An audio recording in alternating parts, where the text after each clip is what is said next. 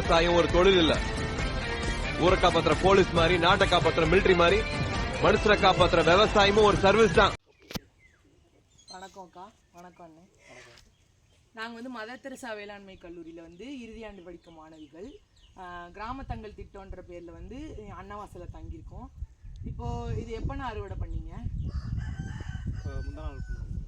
இப்போ அடுத்து எப்போ போடுவீங்க? 10 நாள் ஆகும்.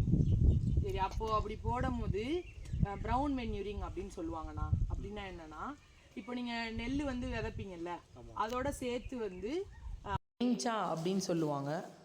ஒரு உரம், இயற்கையான உரம்.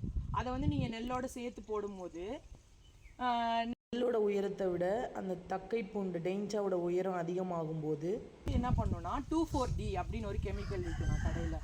அதை வாங்கி நீங்கள் அந்த இதில் அடிக்கும் போது அந்த தக்கை பூண்டு மட்டும் இதாயிரும். அது ஒரு களை கொல்லின்னு சொல்லுவாங்க அந்த 2,4-Dயை. அதை நீங்கள் அடிக்கும் போது அந்த டெஞ்சா மட்டும் செத்து போயிடும். செத்து போய் அது நல்லா மக்கி அரைக்கலரில் மாறி உரமாயிரும்னா அது அப்படியே அந்த கெமிக்கல் அடிக்கும் போது அது நெல்லை பாதிக்காது. இந்த செடியை மட்டும்தான் அது கொல்லும். அது அப்படியே மக்கி உரமாயிரும்னா உரமாறது மட்டும் இல்லாமல் மல்ச்சிங்காகவும் அது மாறிடும். நம்ம கீழே இந்த இதெல்லாம் போடுவோம்ல, பக்கியல் எல்லாம் போடுவோம்ல, அந்த மாதிரி அந்த செடி உரமாகவும் மாறிடும். அது மூலியமாக மண் வளம் அதிகரிக்கும். அதுக்கப்புறம் நைட்ரஜன் சத்து அது எல்லாமே அதிகரிக்கும்ண்ணா.